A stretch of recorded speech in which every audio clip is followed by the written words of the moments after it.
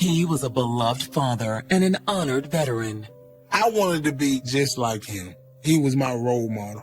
She was the high school sweetheart he'd come home to marry. Anything he asked for, she did it. She was the perfect wife. But their storybook romance came to a tragic end in a hail of gunfire. We never thought that something like that would touch down in our own home. It looked like it may have occurred during a burglary. The search for the killer will expose a lifetime of deception. Act one way in front of us and be a totally different person. I'm talking about just flip the switch. And reveal the true nature of this terrible crime. I couldn't believe what was being told to me. Wednesday, October 12th, 2011. It's a quiet autumn afternoon in the suburban community of Pritchard, Alabama, just outside the port city of Mobile. But at 4:30 p.m., the tranquility is shattered when dispatchers with the local police receive an anxious 911 call. Yes, this is Eugenia Campbell, Gartman Lane. I need a police officer out to the address, please. 29-year-old Eugenia Campbell tells the dispatcher that she'd expected her husband home from work the night before, but he never showed up. He is not answering his phone at all.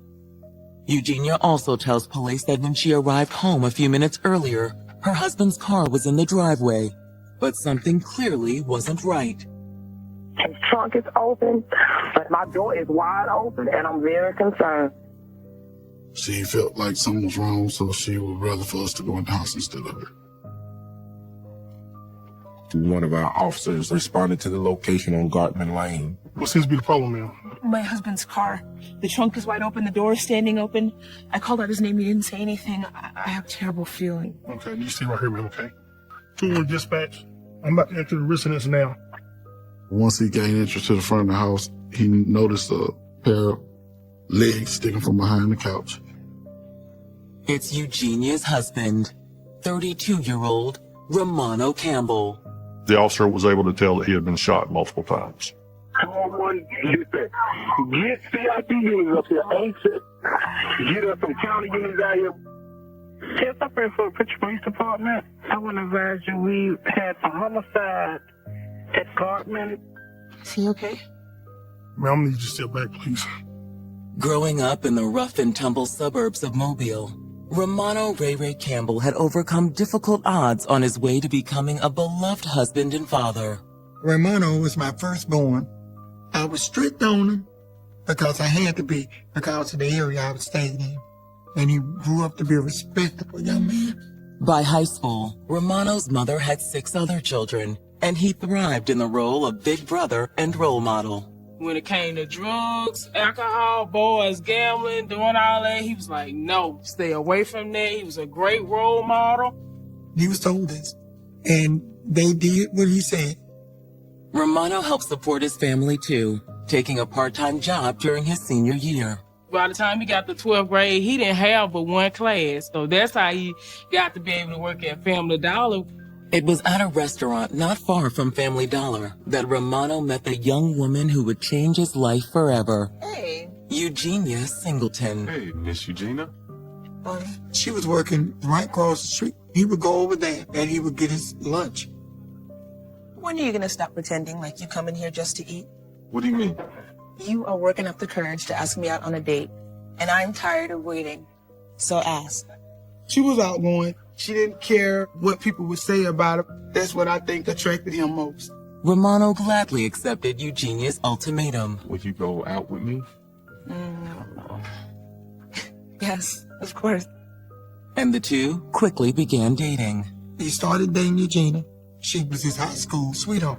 However, just as Romano and Eugenia's relationship began to take flight, Romano graduated high school, and life pushed the young couple in different directions. You know I love you, right? After he got out of high school, he said, Mom, I'm going to the military. My mom was like, okay, if that's what you want to do, son, if you're sure. Don't cry now. No, it's for the best. I do. You'll be safe over there, okay? You hear me? Though heartbroken to leave Eugenia, Romano thrived in the military. He signed up in 1999, and he left in 2000. He did 3 tours overseas He did good because he made sergeant, and he was over platoon. While Romano was forever in his family's thoughts and prayers, it was a chance encounter while back home on leave in the summer of 2002 that led Romano to realize that Eugenia still had a hold on his heart. Eugenia? Oh my God, Ray, is that you? You look so good. How long has it been? It's been too long. Oh my gosh, how are you? Sometimes you just can't shake love. And he loved it, Eugenia. Over the next few weeks, Romano spent nearly every second of his leave with Eugenia. Do you like it? I love it. He said, Mom, could you use the account and send us some roses and just say just because? I say, who is this? So that's when I found out he had started back seeing Eugenia from high school. They were inseparable and closer than they had ever been before. But no one, not even Romano's mother, knew just how quickly and how hard he and Eugenia had fallen back in love. I opened the newspaper up and then I seen the announcement. That's how I found out Romano had married Eugenia. Soon after they tied the knot, Romano had to redeploy to Germany. Just a couple weeks after Romano left the country, Eugenia received some exciting news. When Romano found out that Eugenia was pregnant, Romano's a happy person. He was glad to be a father. When his son was born in 2003, Romano made a vow to leave the military once his term of service was complete. He wanted to raise his son, so he said the best thing for him to do is kind of get out the military. In 2006, Romano's service in the military ended, and he returned home to Alabama. Although he was thrilled to spend more time with Eugenia and his son, supporting them still required sacrifices. After service to the Army was done, Romano worked for an offshore company. Hey, baby. There are offshore oil platforms and gas platforms all along the Gulf Coast, and they employ a lot of people. His schedule was he would work offshore 2 weeks, and then he'd be home for 2 weeks. Though the time away from his family was hard, for Romano, pay on the offshore oil rigs was simply too good to pass up. You didn't have to worry about food, clothing, none of that kind of stuff because my brother was a provider. And if anything, the time apart made Romano and Eugenia's reunions all the more passionate. She made him feel like a man. When he came home, he was relaxed. She gave him what he wanted. Eugenia treated him like a king. As their relationship flourished, Romano and Eugenia's family continued to grow. In 2008, Eugenia gave birth to a daughter and another son in 2009. Romano was a great dad. Anything that those kids could breathe about, he gave it to them. But on October 12th, 2011, what was supposed to be another happy reunion has turned into a nightmare. Ray Ray? The officer went to the scene. There was an open door to the residence. He seen 2 feet sticking from behind the sofa. It was Romano Campbell. And he was dead. Within minutes of the discovery of Romano's body, homicide investigators have arrived on the scene. So what you got? I got an American Mill, several gunshot wounds. Come this way.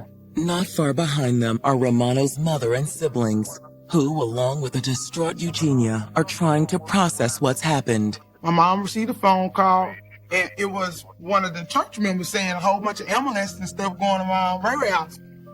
My mom said, let's go to Ray Ray house, and my sister told me somebody killed Ray Ray.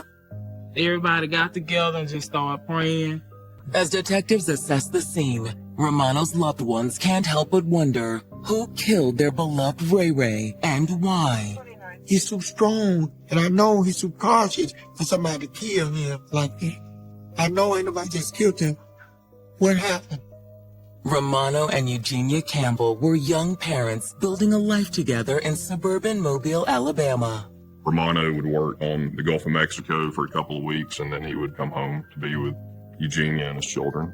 He was a great provider. He gave her in and everything that she wanted. And I think she was the perfect wife. But on October 12th of 2011, the couple's lives took a tragic turn when Romano was found shot to death in the couple's home. Now on the scene, detectives try to piece together Romano's last moments. All indications are that Romano was killed almost immediately after arriving home. The keys were still in the door. The car is still in the driveway with the trunk open. He still had luggage in his car, and inside part of his luggage was still in the living room and had not been put up or open. When they found Romano's body, mail was scattered all around him. It was like he was ambushed. We did think of somebody coming up behind him while he was bringing the stuff in. Thankfully, shell casings discovered at the scene allowed detectives to determine the caliber of the murder weapon. There was one laying visible, and then another one was laying under a part of the furniture. 9mm. The number of shell casings puzzles the detectives, though. He had been shot multiple times. However, we really didn't find a lot of shell casings, and we found that very odd. If we only got 2 shell casings, where would the other shell casings be? The indications were that whoever did this actually picked up the shell casings to try and cover their tracks. I wonder if anyone heard shots. Detectives ask officers to fan out in hopes of finding possible witnesses. We start canvassing the area to talk to witnesses to see if they heard anything or saw anything. Did y'all hear anything last night? Yeah, next door neighbor saw the trunk open earlier that morning. Thought that was kind of weird that the trunk was just left open and no one coming in and out of the house. No other neighbors heard anything or saw anything. As officers continue interviewing neighbors, detectives begin searching the home's perimeter for additional clues or signs of forced entry. Though they don't find anything, they soon realize it would be easy for a perpetrator to enter and exit the Campbell residence completely unseen. It's a nice piece of land that they were on. A lot of trees and a lot of woods around. On the side of the house, there's a pathway that cuts through the pine trees and brush leading behind a convenience store, which leads to the main road.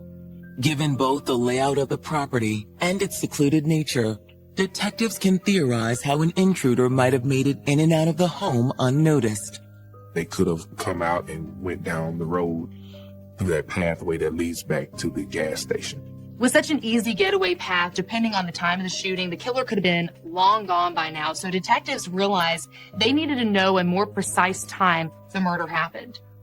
In order to better determine Romano's time of death, detectives turned to his wife, Eugenia. Mrs. Campbell, we're sorry for your loss.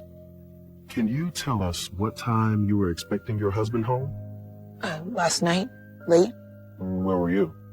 She had been staying with her sister for that week leading up to Romano's murder. Eugenia tells detectives she often stays with her sister when Romano is out of town due to the remote location of their home. I just didn't feel safe being here alone with the kids, not without Ray Ray here. But that's when Eugenia reveals that this time around, there's another, more pressing reason she didn't feel comfortable staying at the house while Romano was gone. There was a burglary there about a week or so ago. Someone kicked in the back door to the residence. I knew Romano was coming home, but I couldn't sleep here. No way. And then when I didn't hear from him this morning, I thought maybe I could get here before him and surprise him. The trunk was open and the door was open. I had a really bad feeling. Law enforcement thought that that was a legitimate concern. You can see at the time why she would be concerned about going inside. After speaking with Eugenia, detectives ask officers at the precinct to review the incident report from the burglary the week prior. By doing so, they are able to corroborate Eugenia's story. 1 week before the murder, Eugenia called the Pritchard Police Department and reported that her residence had been burglarized.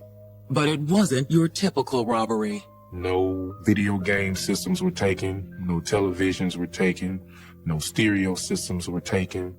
In fact, the intruders only seem to make off with one item of value, an item that forces detectives to reconsider everything they know about Romano's murder. 9mm.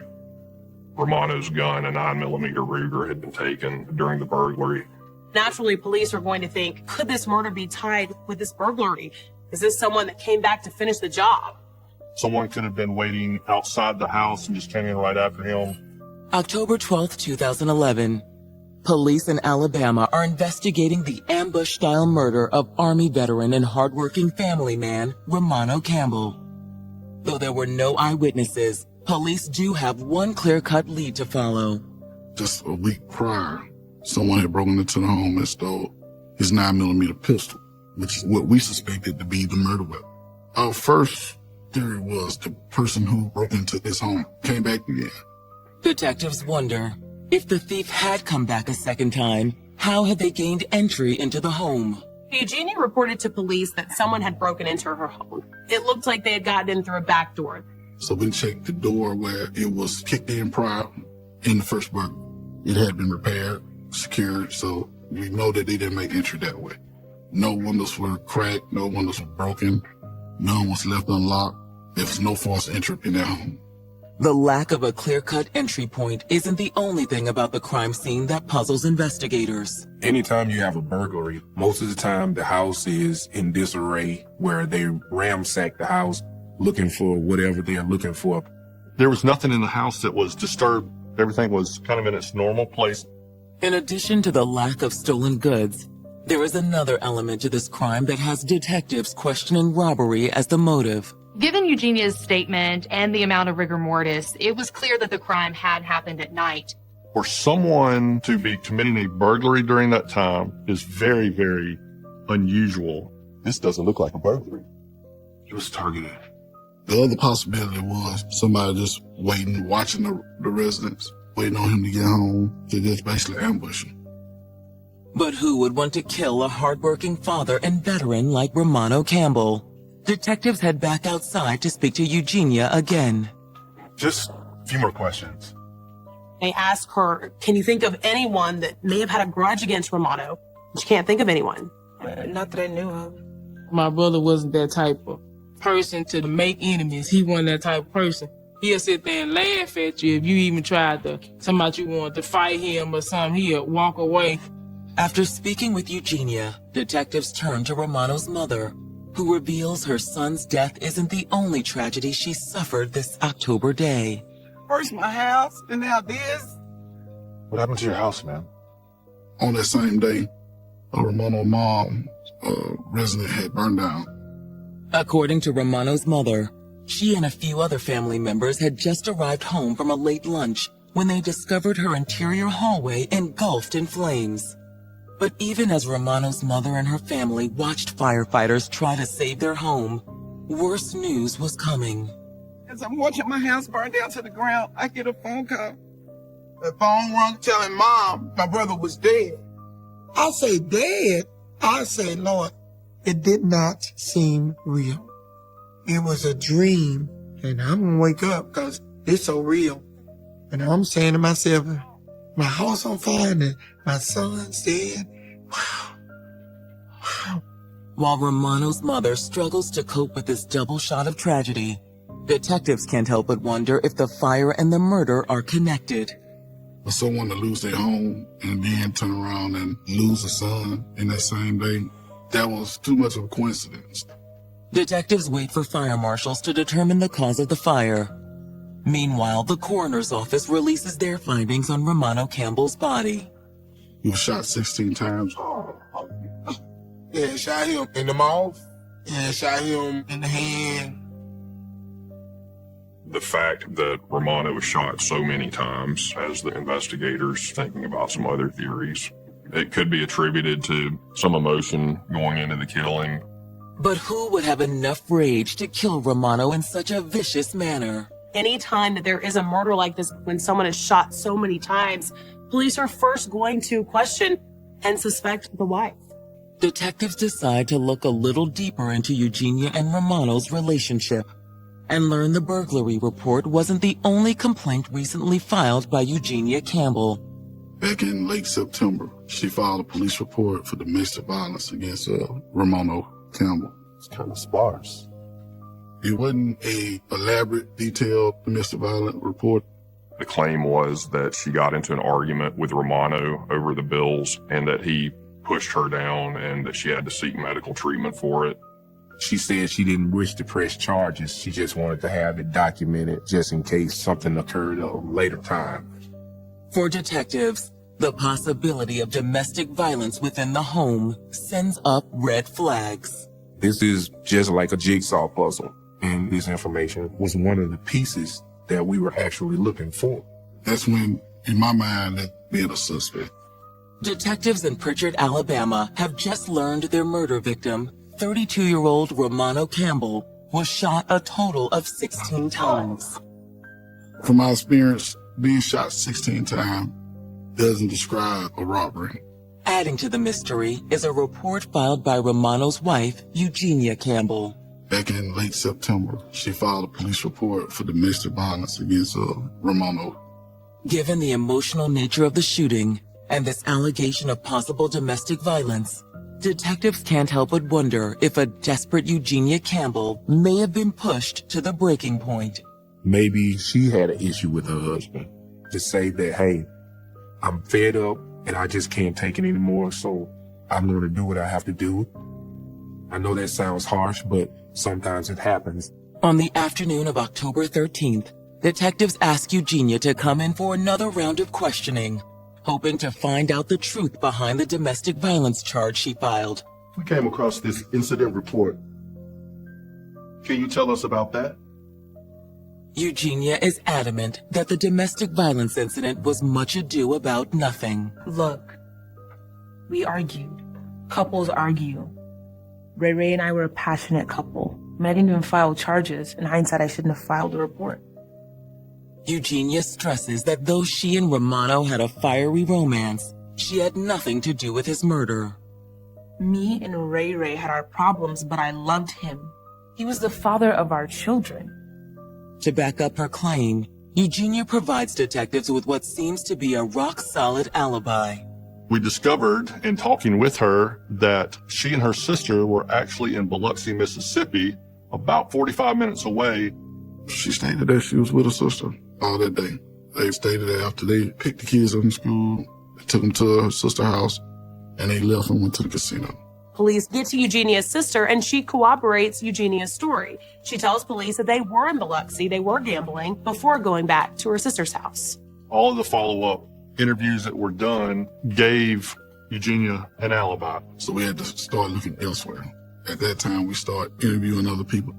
Unfortunately for detectives, the numerous conversations with Romano's friends and coworkers failed to produce any new suspects. Yes, this is Detective Martin. I'm trying to see if you have any information about a Romano Campbell. There's nothing that would lead to him being murdered or somebody wanting to kill him. There was nothing in his life that indicated anything like that. Romano was a person who was well-liked. He was well-admired. He served his country. He was someone who provided for his family. And we couldn't find anyone that had any problems with him. Okay, thank you. Detectives are now banking all their hopes on the fire marshal's report on the blaze that destroyed Romano's mother's house. But that too proves to be a dead end. Nothing. There was nothing that connected the fire to the murder. Take a look. The fire marshal felt that it wasn't a arson. You're right. According to the fire department and the fire records, there were some electric problems in the back room where I put my coat on the dresser and it fell on top of the electrical outlet. I don't know how I caught a fire, but that's what they say. With no additional suspects and no connection to the fire to pursue, the search for Romano's killer comes to a standstill. Things just kind of stalled, and at that point, really did not know where or who may have been involved in this. Over the next 2.5 years, the Pritchard Police Department struggles to find any additional evidence, and the case goes cold. They said to go forth and finish the investigation. They needed more manpower. Romano's family views this as a call to action. What we did was say, look, let's go to the media. Let us say, hey, anybody know something, anybody saw something, anybody heard something. They never stopped contacting us in the media to try and get his story out there, to keep his story alive. As Romano's family focuses on finding his killer, his widow Eugenia focuses on building a new life for herself and the children. Eugenia, of course, wants to get away from all of that, to start a new life. After the death of Romano Campbell, we had discovered that Eugenia Campbell had moved to Biloxi, Mississippi. But while Eugenia attempts a fresh start in Biloxi, Romano's family must face the awful truth that despite their best efforts, they're no closer to finding his killer. The wait was hard. It was very hard. And we tried our best to keep it together. But soon, an unexpected phone call from out of state will jumpstart the investigation. He said, I think we may have gotten a lead that may help us in this case. And bring detectives face to face with not one, but two potential killers. Someone that can come forth and say, hey, I got some information that will possibly help y'all close this case. And that was the defining moment. Oh. It's been nearly 2.5 years since Romano Campbell was brutally gunned down in his own home. And detectives in his hometown of Pritchard, Alabama are still trying to solve the case. No matter how long it may take for somebody to solve a crime like this, always know that the police is always working these type of crimes. Yes, this is Detective Martin. Finally, in March of 2014, there's a break in the case. The gentleman on the phone stated that he had some information pertaining to the Romano Campbell case. He stated he had been speaking with a guy who possibly had some information that would help us close the case out. Though the man won't reveal his name, he does tell detectives that he's willing to meet with them face to face, if they're willing to come to him. This guy said that he would speak with us near Biloxi, Mississippi. Detectives inform the caller that they're glad to make the 1.5-hour drive from Pritchard to Biloxi. Call the DA's office. Get Morgan down here. My responsibility is basically to assist any of the local law enforcements in Mobile County if needed. In this particular case, quite a while after the murder occurred, our office was requested to get involved. We're going to Biloxi. We loaded up and drove down to Mississippi and met the guy at a gas station right off the interstate. We went and conducted that interview so that we can find out exactly what was said and then kind of determine the credibility of it. Are you the one that called Detective Martin? It's me. So what is it that you had to tell us? You know who killed Romano Campbell? Really? Who? A man named Alex Williams. According to the informant, 27-year-old Alex Williams is a friend of his. Alexander started living with this individual. And one particular night, they were sitting up drinking. Man, I got a crazy story for you, bro. That's when he starts revealing some interesting things about his past. Once the drinks start flowing, he tells him about this murder that took place in Mobile County, Alabama, a few years back. Mr. Williams informed him that he and a female companion were in a relationship. She tells me she got an insurance policy out on the man. While they were in this relationship, she informed Mr. Williams about a insurance policy that prompted him to commit this crime against Mr. Campbell. So at first I don't believe him. We're drunk. I think he's making things up. Then I decided to check up on what he told me. That's when the informant drops a bombshell on detectives. The female companion was Eugenia Campbell. She persuaded Mr. Williams to kill her husband because she wanted to get the insurance on him. After he Googled the information and found out indeed Alexander was telling the truth about the murder, he looked up what police department was dealing with that investigation, and he immediately called us. But it's what their informant says next that really intrigues detectives. The individual stated that when Alexander shot Romano Campbell, that he emptied the clip. Oh. It coincided with the autopsy report where it was 16 shots into Romano Campbell. This was all information that had not been released to the public, so detectives thought this guy is telling the truth. Appreciate your help. As they head back to Pritchard, investigators issue a bolo for Alexander Williams. Unfortunately, he isn't the easiest person to locate. Police were having a hard time tracking down Alexander Williams, given the addresses that were on file for him in Biloxi, so they decided to use the cell phone records to hopefully track down his location. When detectives do obtain Alexander Williams' phone records, they not only provide them with his current location, they also provide them with his whereabouts on the night Romano Campbell was murdered. Those records revealed that he spent a lot of time in Pritchard, and more importantly, he was close to the Campbell house the night of Romano's murder. We felt like at that time we had enough evidence and information that will give us a warrant. A judge agrees, and on March 26th, signs the arrest warrant for Alexander Williams. And we actually found him at his parents' residence in Pritchard. After transporting Alexander Williams to police headquarters, investigators sit down to question him. Once we got him into custody and had the opportunity to talk to him, we needed the link to Eugenia, because at the time, we did not have enough to arrest Eugenia. There was not a warrant for her arrest. We needed Alexander for those gaps in our investigation. But if it's a sweeping confession detectives are hoping for, they're sorely disappointed. We want to talk to you about what you said to your friends in Jackson County, Mississippi the other day. You made a statement that you killed Romano Campbell for your girlfriend. No, hell no. You didn't say that? No. March 26, 2014. 2.5 years after the murder of Army veteran and father of 3 Romano Campbell, police finally have a suspect in custody. 27-year-old Alexander Williams. But if Williams is in fact guilty of colluding with Romano's wife Eugenia to commit the crime, he's keeping his cards close to the vest. Y'all being charged for some home and in the job. We believe that we have information that says you did it. I'm telling you, I didn't. And after several hours under the hot lights of the interrogation room, Alexander Williams comes clean. Did y'all start a dating relationship? Yes, sir. A sexual relationship? While Romano was off working, Eugenia Campbell has this completely other life. She said that they've been fighting and they've been into it or whatever. Who's they? I guess her and the husband. Yeah, he's been beating on her. As they listen to Alexander recount Eugenia's allegations of abuse, it becomes clear to police that she's the crime's real mastermind. We believe this whole thing was driven by Eugenia.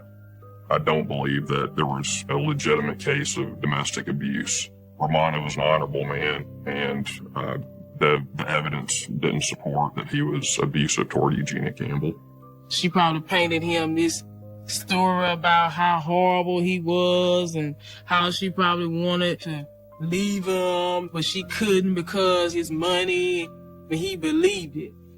Alexander tells detectives that it was Eugenia's revelation of a hefty life insurance policy worth $200,000 that convinced him to kill Romano.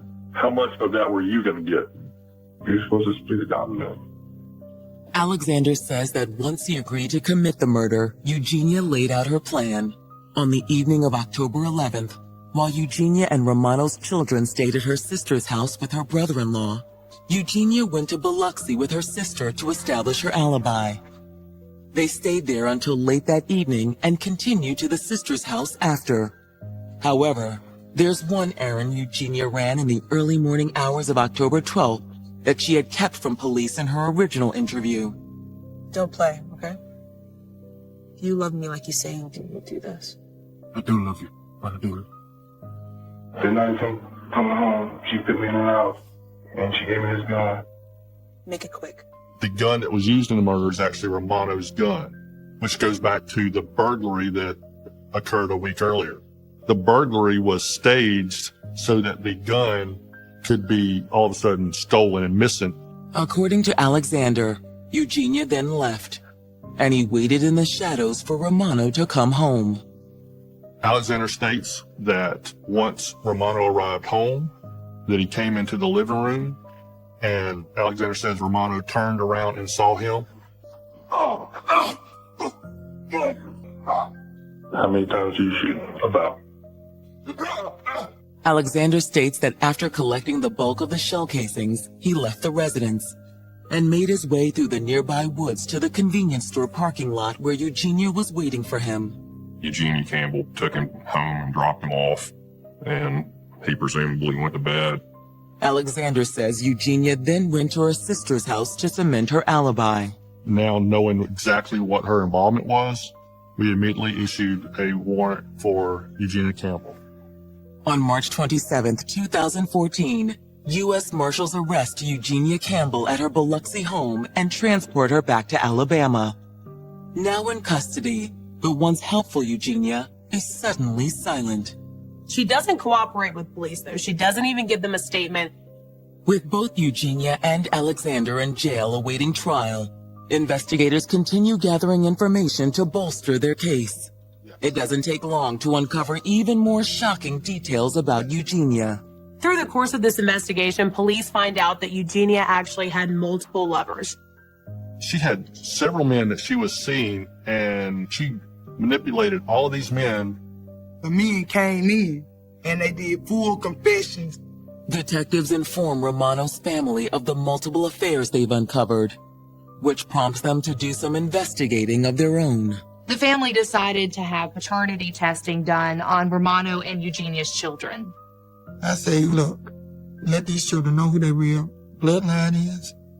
They found out that none of the kids were Romano Kills. It tore my heart out. My son thought they were his kids.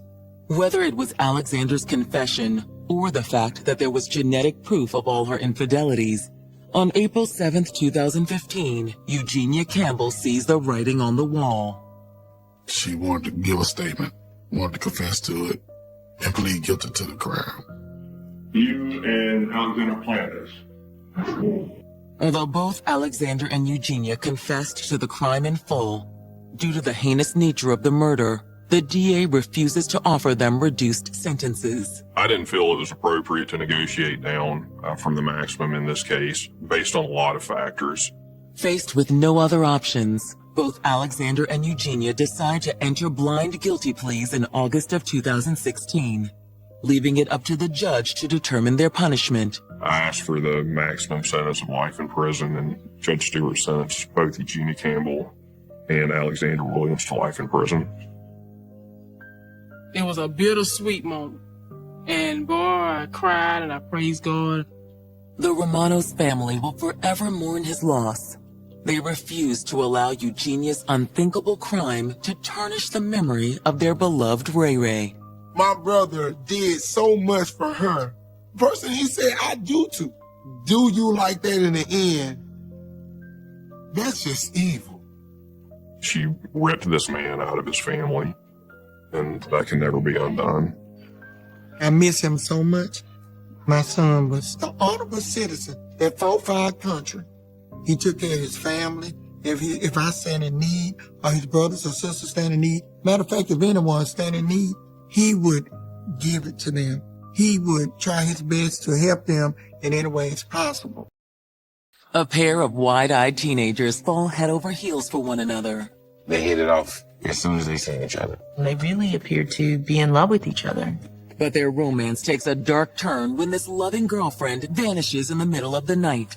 Something's going on for real. She's really, really missing. They wondered where was she? Who took her? As detectives scramble to unlock this mystery, a grieving mother uncovers a young woman's most intimate secrets. I immediately opened up some pages of the diary, and she described what happened. That emotional distress that she was living under, that pain. As the search for her intensifies, a horrifying theory emerges. You got someone out there that may be preying on 15-year-old girls. November 24th, 2010. It's a chilly fall morning in Forest Park, Georgia, a working-class suburb of Atlanta. In the woods just west of town, two men are scavenging for scrap metal. They are walking along this walking trail behind these apartments in Forest Park. They want to make some money, and they're looking for metal in the woods. They saw the mattress, and they knew that inside the mattress are these metal coils. So they picked the mattress up to get the metal out of it. When they lifted the mattress up, they saw a skull. Is that what I think it is? Attached to the skull are severely decomposed human remains. Of course, they're very alarmed by this, and they contact police. As patrol officers race toward the scene, they can't help but wonder if the body these two drifters have discovered represents a tragic end to their year-long search for a missing teenager, and if the mystery of what happened to her has come to a gruesome end. Her mother was still hopeful that the person that was found in the woods was not her daughter. Candace Parchment was a 15-year-old girl chasing the American dream. Born in Jamaica in 1994, Candace immigrated to America with her mother, Martisha, when she was young, and they eventually settled in Forest Park. Forest Park is a quaint little community, multi-ethnic. It's a quiet place. Generally, when a child is moving to another place, it's very difficult in trying to figure out, will I be accepted? Will people accept me? But with her warm smile and buoyant spirit, Candace had no problem fitting in. Hey, Candace. Hey, Justin. Candace was extremely outgoing, exuberant personality, never a dull moment with her. A high-spirited person. She was popular amongst her friends. A lot of people gravitated toward her energy. Candace just loved being around people. People loved being around her. Even though she was only a freshman in high school, it was clear Candace had real artistic talent. Candace was a budding young artist. She wanted to translate that into a career in fashion. But despite her talent and her popularity, Candace's home life wasn't quite so perfect. Her mom worked a lot of times, sometimes late into the night or overnight in a position as a certified nursing assistant. So there were many times that she would be left at home by herself, caring for herself, getting her dinner, getting her homework done. Home alone for hours on end, Candace often used the time to write in her diary. And like many girls her age, one of her favorite subjects to write about was boys. A lot of boys were interested in Candace, but she didn't take the bait until Derek Bailey came along. Derek Bailey was 16, so he was right around Candace's age, and he grew up in the Forest Park area.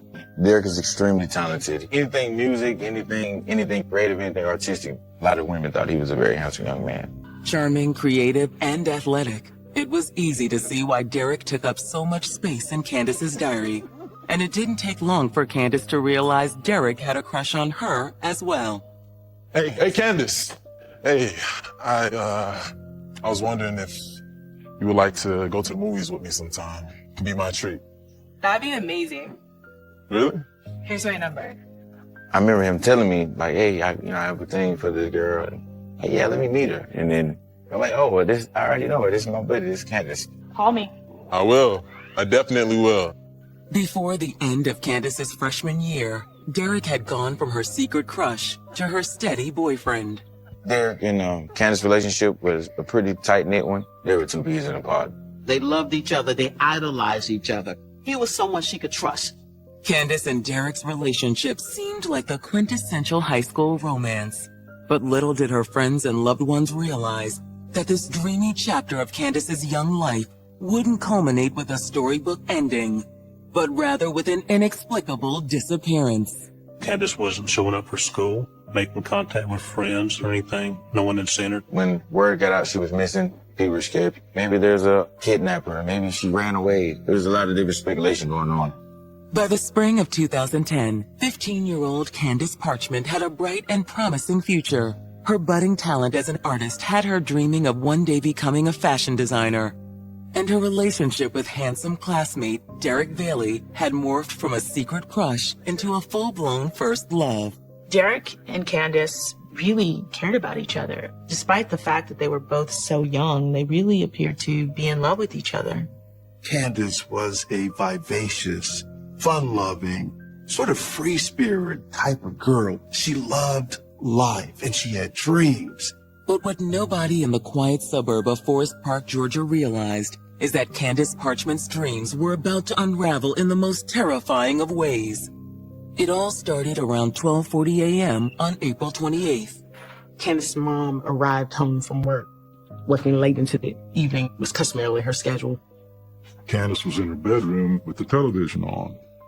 Her mother went into the bedroom to turn the TV off. Candace was still awake. What are you still doing up? I'm watching my show. 5 more minutes. 5 more minutes. Okay, Mom. Love you, sweetie. I love you too. Have a good night. The following morning around 6:30, Morticia rises to wake Candace up for school. Candace, sweetie, it's time to get up. We're gonna be late. Candace. Her mother noticed that she wasn't home, and she called, and the phone went to voicemail several times. And that was an immediate concern for her mother. Hey, this is Candace. Leave a message. At first, Morticia believes her daughter may have already left for school. But an hour later, she receives a call from the principal's office at Forest Park High, informing her that Candace hasn't shown up for class. Hello? She was trying to convince herself she's okay, everything's going to be fine. But in the recesses of her mind, there was that fear. As Morticia grabs her car keys and prepares to go look for Candace, she receives a text from her. The first one said that I'm okay, but it wasn't I''M okay, it was AM okay.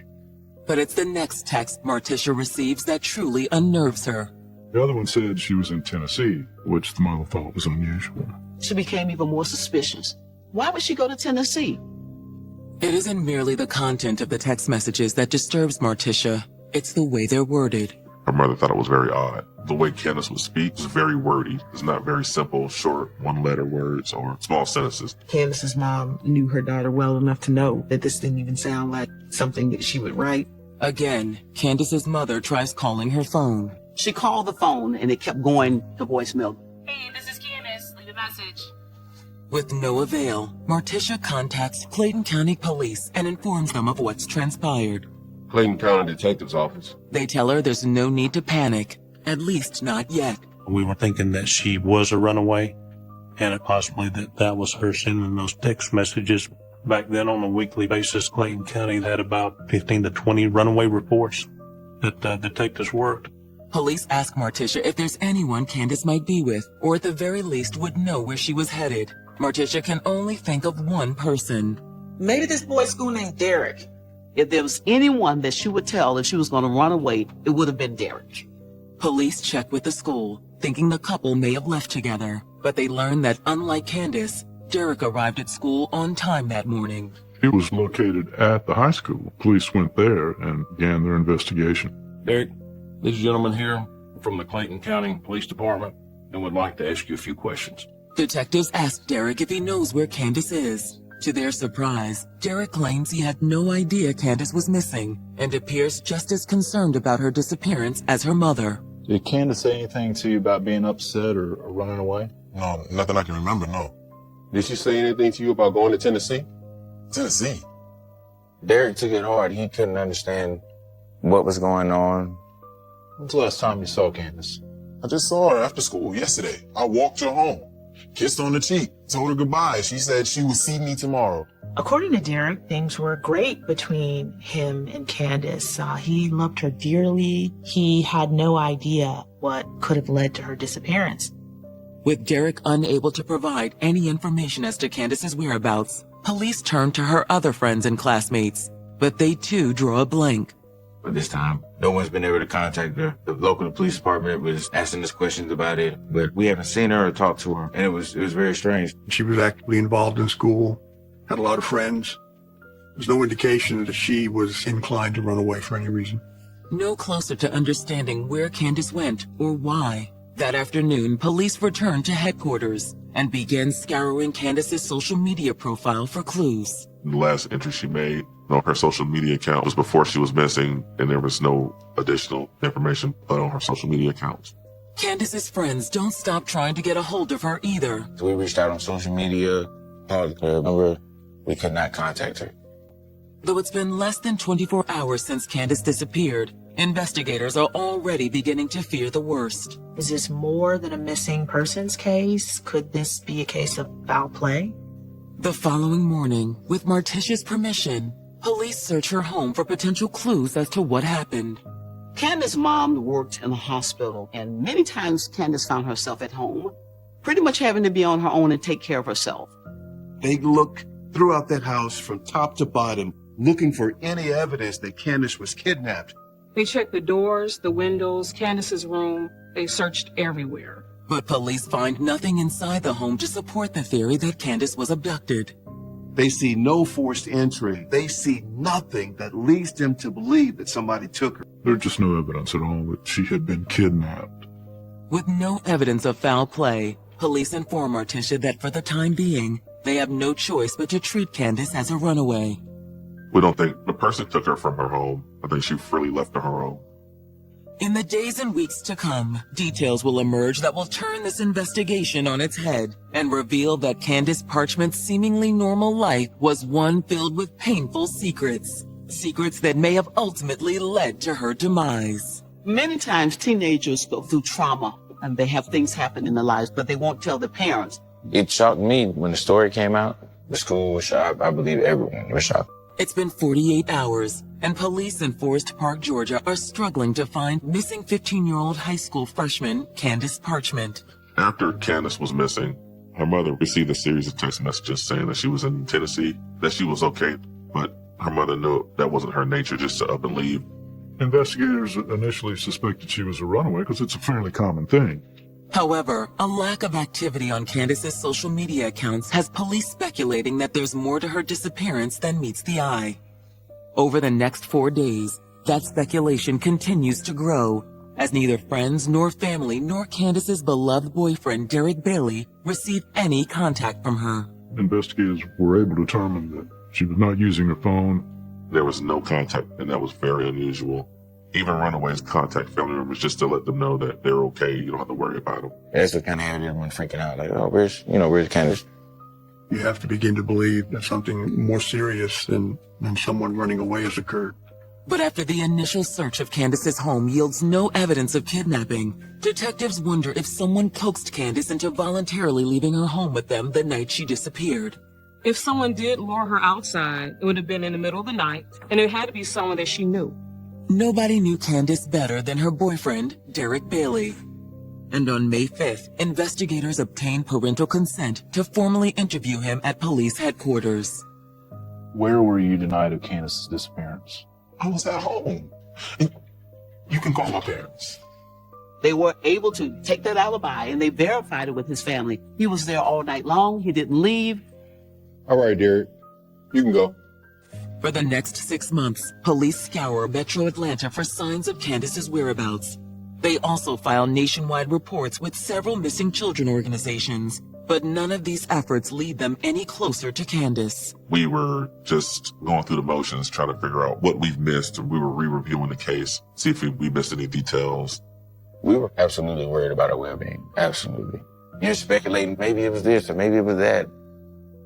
Then, on November 24th, 2010, the search for Candace Parchment takes a grim turn.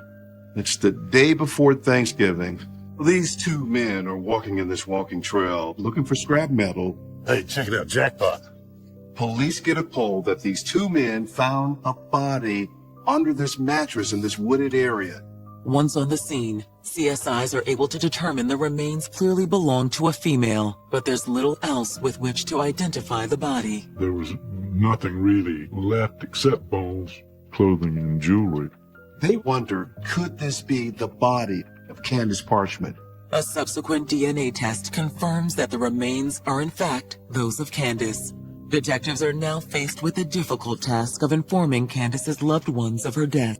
Her mother was devastated. She was having a really difficult time processing what was going on. I was completely shocked. Just as shocked and surprised as everyone else. It was pretty tough.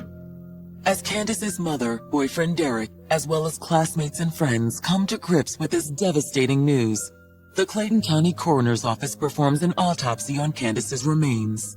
When the autopsy was done, the medical examiner did find an injury to the sternum of the skeleton, which indicated a stab wound. So the manner of death was labeled as a homicide, and the cause of death a likely stabbing. Though authorities have determined Candace's probable cause of death, there's no additional evidence that could help identify her killer. However, investigators note that the cause of death is similar to that of another homicide, one that took place several months back in neighboring DeKalb County. Same MO.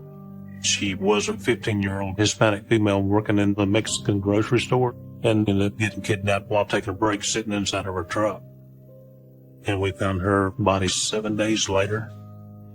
She was also stabbed. They immediately started looking into whether this guy could be connected to Candace's case. It's a possible serial killer. You got someone out there that may be preying on 15-year-old girls. With the discovery of her remains in woods just outside of town, the search for missing 15-year-old Forest Park, Georgia resident Candace Parchment has come to a tragic end. Based on the autopsy, the medical examiner thought that the cause of death was a stabbing injury. Candace's mother was overcome with grief. Her boyfriend, Derek, was distraught, upset. This brought finality to it. How, like someone can have callous disregard for human life. Slaughtering someone and just leaving, putting their body on their mattress, like, that's crazy to me. But what's truly unsettled police is the possible connection between Candace's murder and a similar slaying several months earlier in nearby DeKalb County. A teenage girl was abducted while on break out in the parking lot and was taken around the corner from where she worked and stabbed. Her name was Maya Diaz, and just like Candace, she was a good girl. She went to school, she was beloved, but unfortunately, she was pulled from her car and murdered. Investigators in Forest Park reach out to their counterparts in DeKalb to compare notes. The police noted the similarity in both cases. They both occurred on the west side of Atlanta, and that they involved young women of color, which means that there may be a connection between the two crimes. We had to go down the avenue and find out maybe we have a serial killer on our hands, and we need to make sure that he's not going to strike again. Unlike Candace's case, in the case of Maya Diaz, several witnesses came forward to identify a possible suspect, a man named Alonzo Martinez. And according to the DeKalb County Sheriff's Office, just a few days earlier, their own investigators had been able to track down Alonzo and bring him in for questioning. The suspect admitted killing the first girl, Maya Diaz, after he was arrested. Wondering if Alonzo Martinez had anything to do with Candace's death, detectives traveled to the DeKalb County Jail to speak to him. He adamantly denied having any involvement in Candace Parchment's disappearance. And this was after he admitted to the other stabbing. You fools got the wrong guy. I wasn't even in town that night. He had an alibi. He was out of town. He was nowhere around. So there was no way in the world that he could have taken Candace away or killed her when she went missing.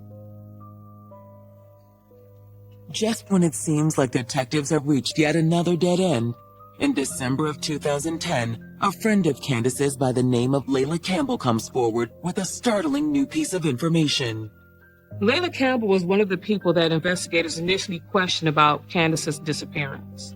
Thanks for coming in to speak with us, Layla. She was worried about revealing this information because she didn't want to betray Candace. And now that her body had been found, it prompted her to have a change of heart. So you said you had some information about Candace that might be helpful to us.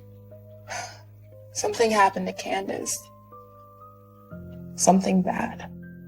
Layla told detectives about a suspicious incident that happened with Candace 3 months prior to her going missing. The incident occurred in January of 2010. Layla eventually admits to detectives that someone had tried to rape Candace. What happened, Layla? Candace never told Layla who the perpetrator was, who tried to rape her. But she knew that it was very, very painful for her, that it was difficult for her to go through. Layla respected Candace, and she kept the secret. She never disclosed it to anyone. Candace's reluctance to talk about the attempted rape is fairly common. We see that on a regular basis. People just don't want to talk. They don't want to get involved. They don't want police around. However, thanks to Layla Campbell, police now have a new lead in what was rapidly becoming a cold case. That was very crucial of giving us somebody to look at and a possibility of the motive for the murder. But who attempted to rape Candace on the night in question? And how, if at all, is it tied to her murder 3 months later? Once again, the first person detectives want to speak with is boyfriend Derek Bailey. Derek Bailey has spoken with investigators twice, and he had a pretty solid alibi. But it didn't mean that he couldn't be the perpetrator who tried to rape her. These were 2 very young teenagers. What if Candace was not yet ready to get intimate, and it was Derek who was trying to pressure her into something that she wasn't ready for? Could it have all been connected, and was Derek at the center of what took place?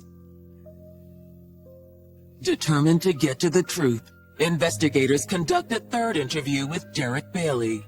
Detectives start to grill him about this attempted rape incident, and they want to know whether or not he was involved with this. Come on, Derek. You wanted something from Candace that she wasn't willing to give. Is that it? No, man. Listen, I love Candace. I love Candace. I would never do nothing like that to hurt her. He said, that's not something I would do to Candace. I respected her. She respected me. Derek swears he had nothing to do with this attempted rape. But finally, he breaks down and he admits that he knew about it. Look, man, somebody did try to rape Candace, but it wasn't me.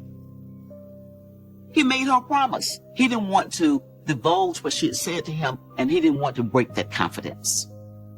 But Derek had a very difficult time in dealing with keeping the secret for Candace. It's all right, son. Just tell the truth. What do you know? Candace, she told me to name the person who tried to attack her.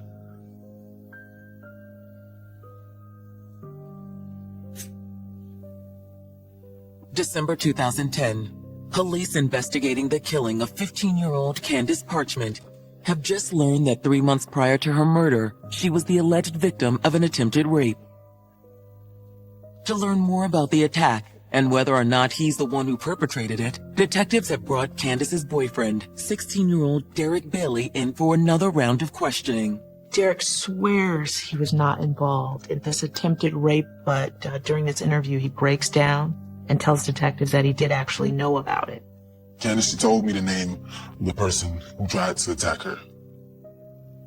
His name was Justin Randolph. Justin went to Forest Park High School as well. I believe Justin was in ninth grade at the time of the incident. They lived relatively close to each other within the same neighborhood. According to Derek, like many of the other young men at Forest Park High School, Justin harbored a crush on Candace. But only Justin took it personal when Derek and Candace became a thing. He took it hard on that part of her going with another boy in school. Derek tells police that according to Candace, she thought Justin was harmless. But one night in January 2010, he tried to force himself on her. Derek says Candace made him promise he wouldn't tell anyone about the attempted rape, but he couldn't stop himself from confronting Justin. Hey, bro. He just did what he believed a man should do in protecting his woman. What the hell wrong with you, man? What are you talking about, bro? Listen, you mess with Candace again. You talk to Candace again. I will kill you, man. You understand that? Listening to Derek, police can't help but wonder if his efforts to protect Candace may have backfired. Justin may have thought, how dare she go around and start telling people what had taken place. Detectives know they need to speak to Justin Randolph immediately. That same afternoon, police obtained permission to speak to 16-year-old Justin Randolph about the alleged attack on Candace. From the start, Justin denied any involvement. Man, what are you talking about? I didn't rape her. I don't need to rape girls. Trust me, I get plenty of them. The very first time we talked to him, he was very angry. He told us how much he didn't like Candace. She was stuck up. I didn't kill her. Detectives aren't convinced Justin is telling the truth and ask him to supply an alibi for the night of Candace's murder. Justin told me that he was at his father's house the night of the homicide. So he's pretty much putting himself somewhere else completely. Police attempt to verify Justin's story with his father, but he is unable to recall Justin's exact whereabouts on the night in question. Detectives are very suspicious of Justin, but at this point, they have no physical evidence tying him to the scene. They only have Derek's statement, and so they have no other choice but to let him go. Though they had enough probable cause to question Justin, it isn't enough for an arrest warrant. Nevertheless, police are confident they are on the right track. They believe that if they can successfully tie Justin to the attempted rape, they'll have enough probable cause to charge him with Candace's murder. But despite their best efforts to connect Justin to the crime, 9 months pass with no new leads in the case. Finally, in October of 2011, detectives catch the break they've been looking for. Her mother came to the police station and she told me that when she was packing Candace's room up, she noticed that she had a diary. Like many teenagers, Candace had a diary that she kept hidden away. During the police initial search of the home, they were still looking for signs of a break-in, not a diary. I immediately opened up some pages of the diary and she described what happened with the attempted rape. The account of the attack laid out in Candace's diary largely mirrors the statements given by Layla Campbell and Derek Bailey. However, there is one major difference. She names not one, but two attackers. According to Candace's diary, she was attacked by 16-year-old Justin Randolph and by his friend, 19-year-old Marsha Hickman. Marsha Hickman was also a student at Forest Park High School. Marsha lived in an apartment complex that was right next to the neighborhood of where Candace and Justin lived at. In her diary, Candace chronicled the terrifying experience that unfolded on the night of January 5th, 2010. She was just walking in the neighborhood and they encountered each other. As they went to hang out They eventually ended up in this abandoned house to keep Candace from trying to leave. Justin picked up a rake and he struck Candace with it. She knew something bad was about to happen. Thankfully, some quick thinking on Candace's part helped thwart their advances. They were holding her down and they wouldn't let her leave. She saw a car go by. It's my mom. She's looking for me. Because of that, it spooked them and it interrupted essentially the attempted rape. Candace was able to get up and run away from the location. But according to Candace's diary, that wasn't the last she heard from her attackers. After the attempted rape, Candace received a text from Marche apologizing and blaming it on Justin. He offered Candace $100 to be quiet and not say anything. Detectives don't know why Candace never mentioned Marche's name to her boyfriend Derek. But that's not the only question this diary entry poses. Could these two have worked together to somehow silence Candace to cover up the attempted rape? Based on what was in the diary, certainly both individuals, Justin and Marche, were suspected for the murder of Candace. On October 21st, 2011, police make contact with Justin Randolph at his parents' house in Forest Park and detain him for suspicion of murder and attempted rape. As for Marche Hickman, they have to look no further than the Clayton County Detention Center, where Marche has just been arrested on an unrelated burglary charge. Marche was accused of breaking and entering into someone's house. Detectives decide to question Justin Randolph first and confront him with the account of the attempted rape spelled out in Candace's diary. Justin was lying. In Candace's diary was one thing, and Justin was telling another thing. Just when we got Candace's diary, we know what you and Marche did to her that night.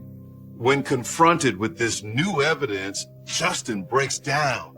We got him to admit to the attempted rape when we interviewed him a second time and told him that he was a suspect in her murder. While Justin admits to taking part in the attempted rape, he remains adamant he had nothing to do with Candace's murder. Instead, he pins that crime squarely on Marche. Marche, he thought Candace was going around telling people what we did. A couple weeks before the actual homicide took place, Marche sent Justin a text message saying, "Let's kill Candace." Justin couldn't believe it. He didn't know why Marche would want to do something like this and decided he wanted nothing to do with it. I'm not a killer. It was all Marche's idea. That afternoon, detectives charged Justin with attempted rape. With his statement in tow, they now turn their attention to Marche Hickman. Look, man, I don't know nothing about what happened with Candace. Man, I barely knew the girl. But Marche's confidence wavers when detectives bring up Candace's diary entry. He looked defeated once we started talking about the attempted rape, but he was adamant that he didn't try to rape her. He was still deflecting things back to Justin. Okay, we made a mistake at the house that night, but man, I didn't even want to be there, man. It was Justin's idea. He played the same card that Justin did. It was all Justin's idea. So here police have two suspects and both are blaming each other. When detectives ask Marche where he was the night Candace disappeared, his answer catches them off guard. I was back behind the apartment, like out of woods, just smoking a cigarette. He claims he was outside just hanging out when Candace walked by. But Marche claims he wasn't the only one who'd laid eyes on Candace that night. Someone else was hanging around in the area looking creepy and weird. I saw her walking by, and some creepy looking dude was following her. Did you say anything to her? No, I ran in after them, but by the time I got there, she was gone. Investigators wonder, could there have been an unidentified male subject who stalked and killed Candace on the night in question? Or is Marche spinning another lie to throw them off his trail? Who actually murdered Candace? Who is the guilty party? It will require some expert police work to answer that question once and for all. You could tell he was wanting to talk about something, but he was not going to be talking about it without being pushed. Homicide investigators in Clayton County, Georgia are in the middle of interrogating 19-year-old Marche Hickman, one of 3 possible suspects in the murder of 15-year-old Candace Parchment. Candace had written in her diary that Marche Hickman and Justin Randolph, who were two classmates of hers, had tried to rape her just a few weeks before she vanished from her home. Marche had added a third suspect to the mix when he told police that he saw a strange man follow Candace into the woods the night that she disappeared. But as their interview with Marche continues, detectives get the feeling he's hiding something. Marche's demeanor during the interview, you could tell he was very nervous. He was wanting to talk about something. He was not going to be talking about it without being pushed just a little bit. To give Marche that extra push, detectives take an unorthodox, albeit entirely legal, approach. What if I told you we have DNA evidence that you were at the crime scene that night? Detectives bluffed him and implied that maybe his DNA was found among the remains of Candace. Detectives had found no DNA on the scene. They barely could identify the body, so they couldn't have DNA. That may have been the case, but as detectives hoped, their bluff pays off. Okay, all right. I was there. Marche breaks down, and he finally admits that the story that he told about the stranger following Candace in the woods was a lie. Marche admits that he was with Candace the night of the murder, but he says that everything that happened after that was an accident. Marche claims he doesn't know why Candace was out that night, but he followed her into the woods and, as he put it, tried to apologize for the attempted rape. Hey, Candace. She was just walking with him and talking with him. You know, I was just trying to run up to her and apologize for what happened. Hey, Candace, look, I just want to let you know I'm sorry for everything that happened. He told us that he put his arm around her. You know, I gave her a hug, and I guess it was too tight, because all of a sudden, you know, she like passed out or something. He claimed he put his arm, his elbow around her neck, and he accidentally squeezed her too hard, and she passed out. After Candace stopped breathing, Marche panicked. He just laid her down on the ground and dragged her off the trail and put her under the mattress. It's a stunning confession, but one detectives already know isn't true. I believe the cause of death was a puncture wound or a stab wound to the chest. I guess you wouldn't know anything about Candace being stabbed then. Stabbed? No. He did not admit to stabbing her at all, but he may have choked her and stabbed her at the same time. Though Marche won't cop to stabbing Candace, police have everything they need to throw the book at him. Marche was charged with felony murder, malice murder, concealing of death, aggravated assault, aggravated battery, attempted rape, and false imprisonment. On April 8, 2013, Marche's trial gets underway. Prosecutors begin by laying out the series of events they believe led to Candace Parchman's death. The prosecution believed that Candace was murdered because of what happened during that attempted rape. Marche got it in his head that she was talking to people about it, and he didn't want her to talk anymore about it, and murder was the answer in his mind. He was able to lure her away from her home and get her to the crime scene. It might have been with a promise to give her the $100 he was going to give her for not talking about the attempted rape. It's not clear exactly how the death took place. He probably tried to choke her. At some point, he pulled out a knife and stabbed her. Her death may have been a result of both. Prosecutors also assert that Marche held on to Candace's phone after her murder.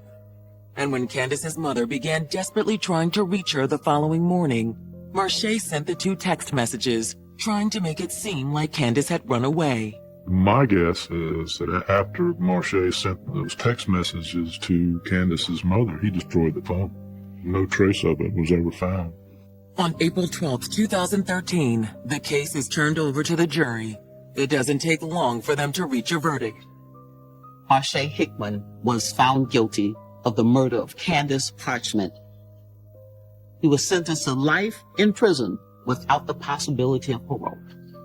I do feel like justice was served in this case. I feel like if you decide to go down the wrong path or you decide to take someone else's life, then you're 100% culpable for all your actions. And you need to be punished by the fullest extent of the law. As for Justin Randolph, prosecutors want to make sure he faces justice for his role in Candace's attempted rape. Justin eventually pled guilty to the attempted rape. His sentence was 20 years with 15 to serve. However, due to his age and his spotless record prior to the incident, the court still shows Justin some leniency. Justin was offered first offender probation. If he completes the probated part of the sentence successfully, then he won't have a conviction on his record. The convictions mark an ending to a heartbreaking and tumultuous case. But the tragedy of what happened to Candace Parchman has left many in Forest Park wondering. Had it not been for the stigma of sexual assault, perhaps Candace could have come forward before it was too late. It's okay to tell us when someone's trying to hurt you. You may be scared, but this could have changed the course of what happened to Candace had she had told us that this guy tried to rape her. We may have been able to do something to keep her from dying. It's tragic that these young people would be involved in something so violent and heinous. She was a young girl, beautiful, had a bright future ahead of her. People like Candace, I need that energy around me. People that's driven like that, it's priceless. You don't get too many friends like that. You really don't.